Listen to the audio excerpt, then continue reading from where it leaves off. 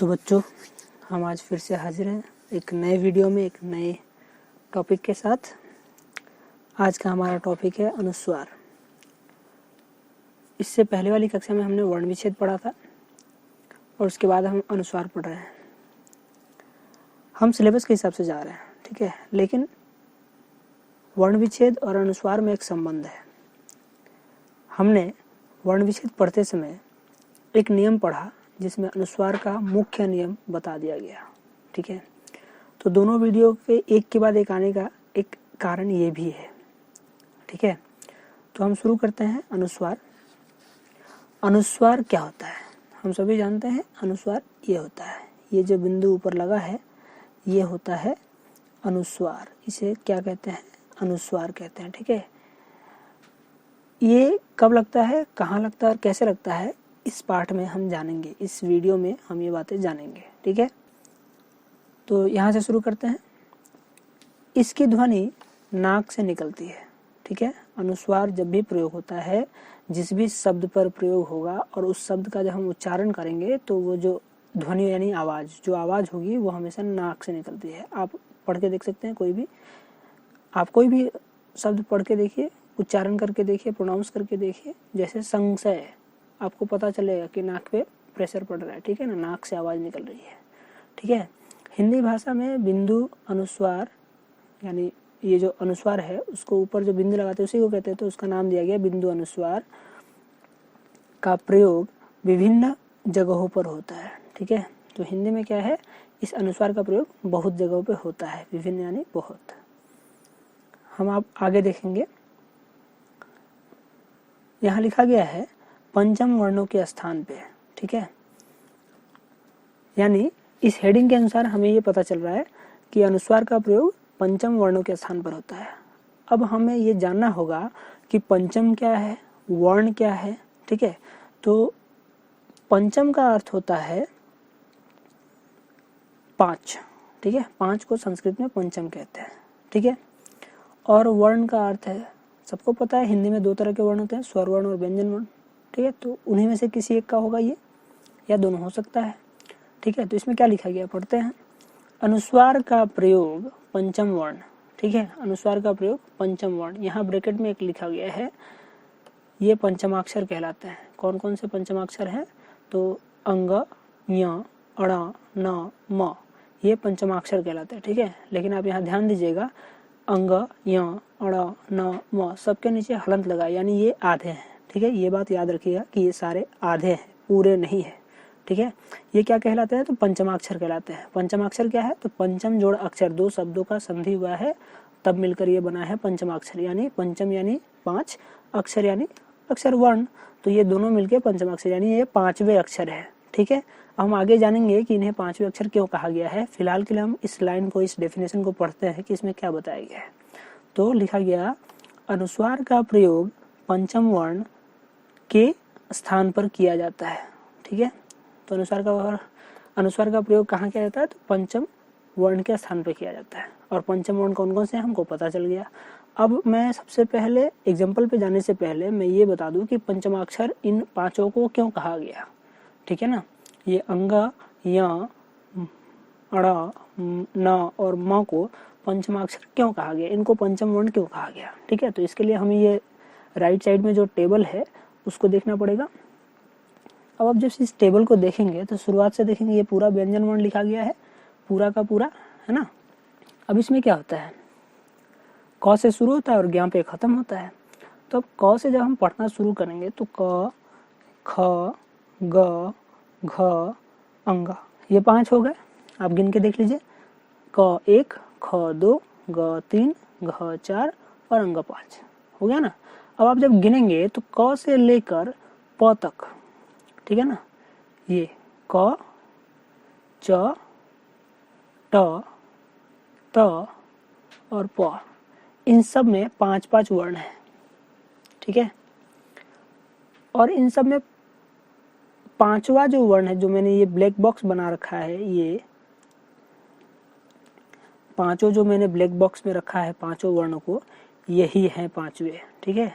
तो अब जब आप ध्यान देंगे तो यहाँ जो ब्रैकेट में लिखा गया है जिन्हें पंचमाक्षर कहते हैं। तो यहाँ देखिए ये सारे के सारे यहीं पर हैं और ये सारे 5वें नंबर पे हैं, ठीक है। ये हर वर्ग के 5वें वर्ण पे हैं, 5वें नंबर पे हैं, इसीलिए इनको पंचमाक्षर कहा गया, ठीक है। और एक चीज जान लीजिए, जब भी ये जो क से लेके अंग तक लिखा गया है, इन सब को नाम दिया गया है क वर्ग, ठीक है। ये जो पहला वर्ण है उसके साथ वर्ग लगा देते हैं, ठीक है। उसी तरह ये च से लेके जो यहाँ तक लिखा गया है ये पूरा च वर्ग कहलाएगा, फिर ट वर्ग कहलाएगा, फिर ये त वर्ग कहलाएगा और ये फिर प वर्ग कहलाएगा, ठीक है। समझ गए आप कि वर्ग क्या है, कौन सा वर्ग क्या है, किसका नाम क्या है और पंचमाक्षर क्या है, कौन से हैं और क्यों पंचमाक्षर है, ठीक है। अभी आप समझ गए होंगे। अब इसके बाद एक और बात समझ लीजिए, आप कहेंगे कि नीचे भी है, लेकिन नीचे आप जब देखेंगे तो ये जो य र ल व तालव्य स्वर मूर्धन्य स्वर दंत स्वर और ह, ये जो 8 है, ये 8 है। आप ध्यान से गिनिए, 1 2 3 4 5 6 7 8। अब ये 8 है, ये सब एक लाइन में है और 8 है, इसीलिए इससे ऊपर जब जितना भी हमने पढ़ा वो सब 5-5 का ग्रुप था और ये 8 का ग्रुप है, इसीलिए इनको 5 के ग्रुप में शामिल नहीं किया गया है, ठीक है। इसलिए इस नियम में ये नहीं आते हैं। उसके नीचे भी सेम, ये 3 है और ये 3 है, इसलिए इनको उस नियम में नहीं लिया गया, क्योंकि ऊपर जितने भी लिए गए वो सब 5 के ग्रुप है और जिन जिन वर्णों को पंचमाक्षर के रूप में चुना गया है वो सब 5वें नंबर पर आते हैं, ठीक है। तो आप समझ गए कि किसे लिया गया और क्यों लिया गया, ठीक है। अब यहाँ जो पढ़ा हमने कि पंचम वर्णों के स्थान पे अनुस्वार का प्रयोग किया जाता है, अब हम एग्जाम्पल के थ्रू समझेंगे कि ये कैसे होता है, ठीक है। अब सबसे पहला वर्ण है यहाँ पे गंगा। गंगा यहाँ 2 तरीके से लिखा गया है, ठीक है ना। एक पहला गंगा जो लिखा गया उसमें ग अंग नीचे हलंत है, यानी आधा अंग, और ग में आ की मात्रा गा, गंगा। लेकिन ये गलत है। क्यों गलत है? क्योंकि अब हिंदी में एक नियम है जिसके अनुसार जब भी कोई पंचम अक्षर लगा होता है, यानी अंग, य, अण, न, म, इन 5 में से कोई भी एक लगा हो तो उसके बदले अब हमें अनुस्वार लगा देना होता है, यानी बिंदी लगा देनी होती है, ठीक है। तो अब यहाँ लगाकर सही कर दिया गया और ये सही रूप है गंगा लिखने का, ठीक है। उसी तरह नीचे है चंचल, इसमें यहाँ लगा है और यहाँ के बदले यहाँ पे बिंदी लगा दिया गया है। उसी तरह झंडा में आधा अड़ा है और इसके बदले यहाँ झ के ऊपर बिंदी लगा दिया गया है। उसी तरह यहाँ पे आधा न है और इसके ऊपर ग के ऊपर बिंदी लगा दिया गया है। कंपन में आधा म है और यहाँ पर क के ऊपर बिंदी लगा दिया है, ठीक है। यहाँ तक आप समझ गए। अब हम आगे चलते हैं।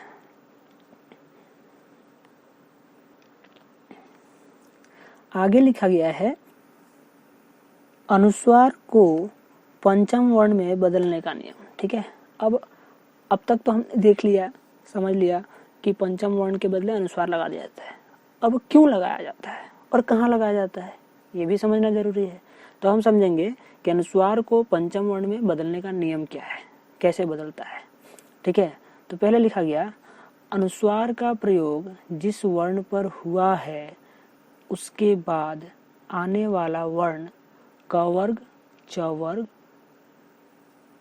ट वर्ग, त वर्ग और प वर्ग में से जिस वर्ग से संबंधित होता है अनुस्वार उसी वर्ग के पंचम वर्ण के लिए प्रयुक्त होता है, ठीक है। अब ठीक से समझने की कोशिश कीजिए। क्या लिखा गया?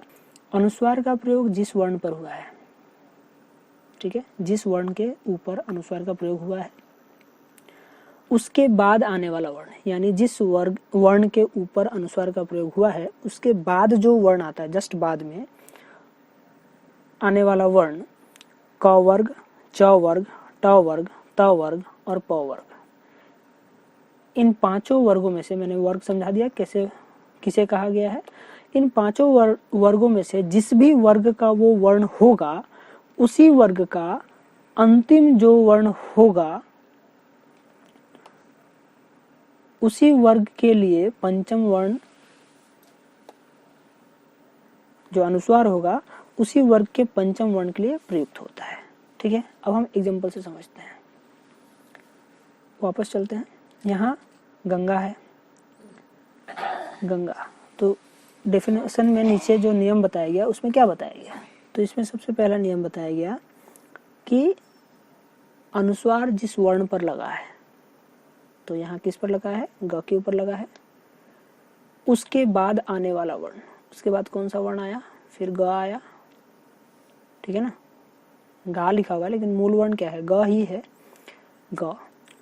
तो ये ग जिस वर्ग से संबंध रखता है, ठीक है, तो ये किस वर्ग से संबंध रखता है, यहाँ है, तो ये क वर्ग से संबंध रखता है।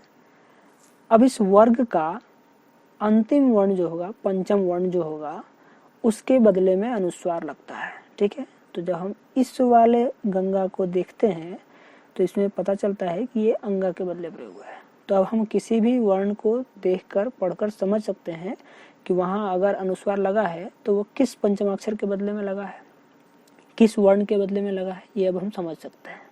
आप चंचल में देखिए, सबसे पहले क्या क्या है, जिस वर्ण के ऊपर बिंदी लगा है, तो यहाँ किसके ऊपर लगा, च के ऊपर लगा ना। फिर उसके बाद वाला वर्ण कौन सा है, फिर से च है। अब ये च किस वर्ग से संबंध रखता है, तो च वर्ग से रखता है।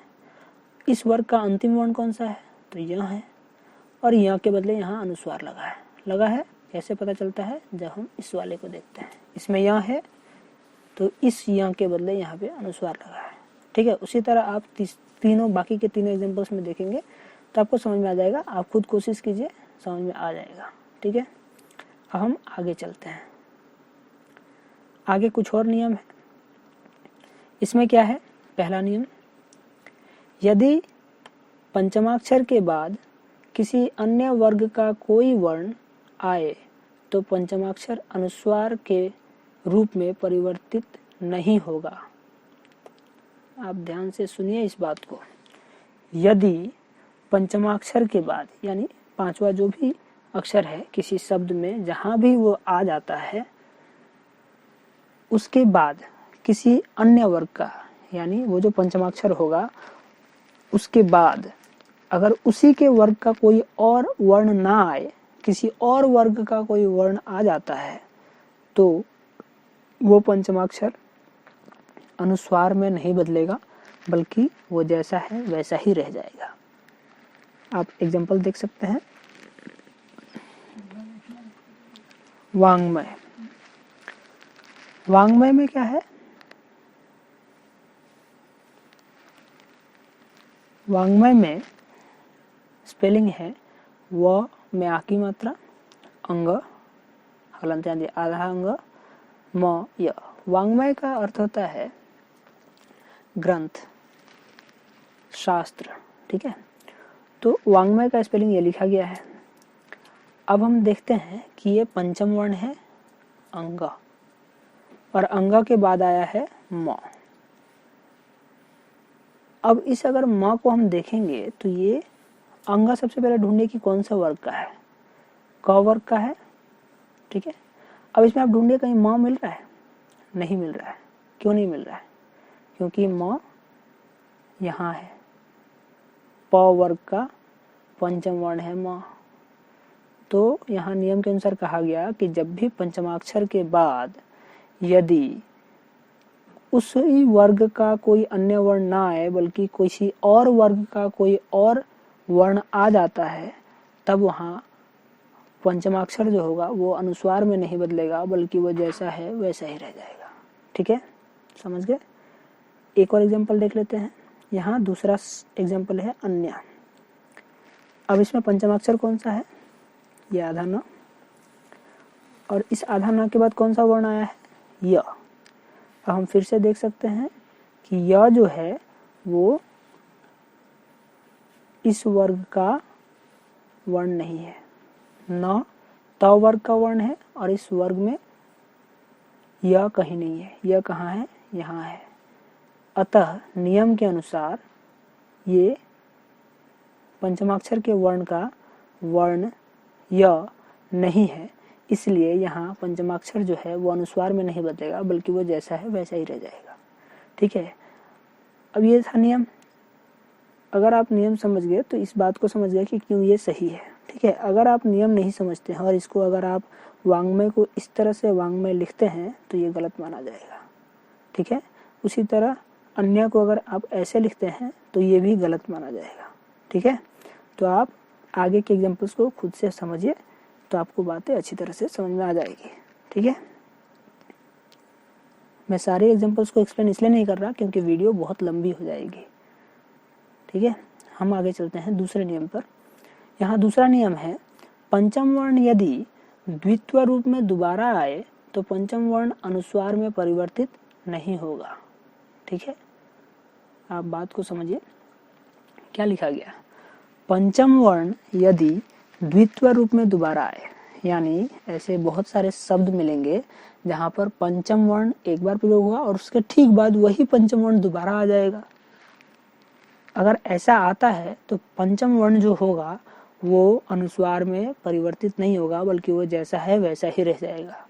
तो आप एग्जाम्पल देखिए, क्या है, प्रसन्न। अब इसमें सबसे पहले आप ढूंढे कि पंचम वर्ण कहाँ है, तो यही है ना, आधा ना,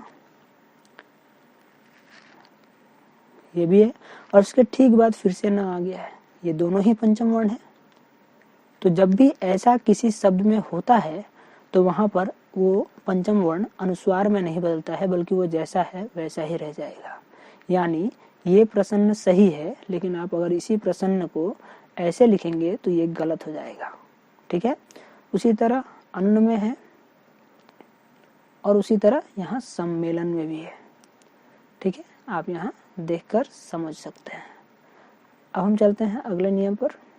तीसरा जो नियम है उसमें क्या कहा जा रहा है, जिन शब्दों में पंचमाक्षर के बाद य, र, ल, व, ह आए तो वहां पंचमाक्षर अपने मूल रूप में ही रहता है। ठीक है, समझ लेते हैं फिर से। जिन शब्दों में पंचमाक्षर के बाद य, र, ल, व, ह आए तो वहां पंचमाक्षर अपने मूल रूप में ही रहता है। यानी कहा जा रहा है कि जिस भी शब्द में अगर पंचमाक्षर आ जाता है और उसके जस्ट बाद वाला वर्ण य, र, ल, व, ह इनमें से कोई भी आ जाए तो वहां पंचमाक्षर अनुस्वार में नहीं बदलता, बल्कि वो जैसा है वैसा ही रह जाता है। जैसे यहाँ पे अन्य है, यहाँ आधा न पंचमाक्षर है और पंचमाक्षर के बाद य आ गया है।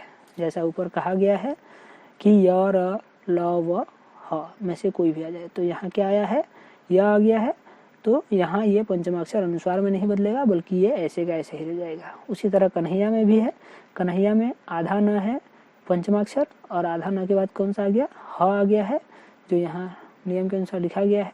और जब ऐसा होगा तो ये पंचमाक्षर ऐसे का ऐसे ही रह जाएगा, ये बदलेगा नहीं अनुस्वार में, और इसी तरह से कन्हैया लिखा जाएगा। ठीक है, अब हम आगे चलते हैं चौथे नियम पर।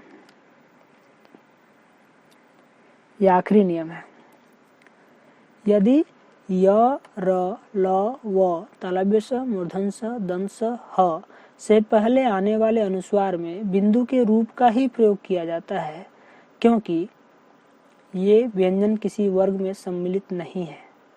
ठीक है, अब आप एक बात समझिए, ये बाकी नियमों से अलग है। ठीक है, अब तक हमें बताया गया कि कब पंचमाक्षर अनुस्वार में नहीं बदलता है, लेकिन इसमें यह बताया गया है कि कब पंचमाक्षर हमेशा अनुस्वार रूप में ही रहता है, वो पंचमाक्षर व्यंजन वर्ण में कभी नहीं आता है। वो कब होता है आप देखिए। ठीक है, जब भी य, र, ल, व तालव्य स, मूर्धन्य स, दंत स, ह इन वर्णों के पहले वाले वर्ण पर अगर अनुस्वार लगाने की आवश्यकता है तो वहां हमेशा अनुस्वार लगता है, ना कि वहां कोई पंचमाक्षर लगता है। कैसे है मैं बता देता हूं आपको। ठीक है, ये संशय है। ठीक है, यहाँ अनुस्वार किस पर लगा है, संशय स पर लगा है ना, स के ऊपर अनुस्वार लगा है और उसके ठीक बाद क्या आया है, तालव्य स आया है ना।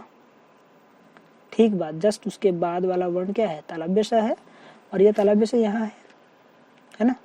तो अब क्या होगा, यहाँ कभी भी हम स और तालव्य स के बीच में अंग लगाकर नहीं लग सकते, यहाँ हमेशा स के ऊपर अनुस्वार ही लगाएंगे। ठीक है, यानी जब भी हम प्रोनाउंस करेंगे संशय और इसमें अगर जिस वर्ण के ऊपर अनुस्वार की आवश्यकता है उसके जस्ट बाद वाला वर्ण अगर य, र, ल, व तालव्य स, मूर्धन्य स, दंत स, ह में से कोई भी वर्ण हो जाता है तो वहाँ ये याद रखिए कि आपको हमेशा अनुस्वार यानी बिंदु ही लगाना है, वहाँ कुछ और नहीं लिखना है। ठीक है, उसी तरह संयम में देख लीजिए, संयम में स के ऊपर बिंदु लगा है, स के ऊपर अनुस्वार लगा है और उसके बाद वाला वर्ण य है। ठीक है, तो य यहाँ है, इस नियम के अनुसार, यानी यहाँ हमेशा अनुस्वार ही लगेगा, यहाँ दूसरा कुछ हम नहीं लगा सकते। ठीक है, तो यही है अनुस्वार के प्रयोग का सारे नियम। कब, कैसे, क्यों और कहाँ लगता है अनुस्वार, इन सब का जवाब यही नियम बता रहा है। अब हम आगे आपके लिए आपके पाठ्य पुस्तक में जो पाठ दिए गए हैं, जो चैप्टर्स दिए गए हैं टेक्स्ट बुक में, उसके अनुसार कुछ शब्द ढूंढने हैं जिसमें अनुस्वार का प्रयोग किया गया है। ठीक है, तो आप इन सारे वर्ड्स में हमने जो जो नियम बताए हैं, एक एक वर्ड को अगर उस में नियम के अनुसार ढूंढेंगे तो सब के सब सही प्रयुक्त हुए दिखाई देंगे। आप ढूंढिए, समझिए और बार बार समझिए। अगर एक बार में समझ में ना आए और फिर भी आपको लगता है कि कोई ऐसा शब्द है जो इन नियमों के अनुसार नहीं लगाया गया है, ऐसा कोई शब्द मिलता है जिसमें अनुस्वार का प्रयोग तो हुआ है लेकिन उनमें जो मैंने बताए सारे नियम, उनमें से वो सारे नियम में से कोई भी एक नियम उस पर प्रयुक्त नहीं होता है, तो आप हमें कमेंट बॉक्स में बताइए। हम आपकी समस्या का समाधान कर देंगे। हम आपको समझा देंगे कि उसमें क्या और कैसे लगाया गया है, कौन से नियम के अंतर्गत अनुस्वार का प्रयोग किया गया है, और अगर नहीं किया गया तो क्यों नहीं किया गया है। ठीक है, तो आप इस वीडियो को पॉज करके ये सारे नोट कर सकते हैं अपनी कॉपी में और फिर आप इसका प्रैक्टिस कर सकते हैं। आप ध्यान से देखेंगे तो सारे चैप्टर्स का वर्ड हमने कलेक्ट किया है। जितना हम कर सकते थे, जितना हमारे लिए पॉसिबल था, उतना हमने यहाँ कलेक्ट किया है। आप इससे प्रैक्टिस कर सकते हैं और इसके अलावा भी आप किसी और पुस्तक से अनुस्वार का प्रयोग कर सकते हैं, अनुस्वार पाठ का प्रैक्टिस कर सकते हैं। तो इस वीडियो में यही है। हम मिलेंगे फिर अगली वीडियो में अगले विषय के साथ।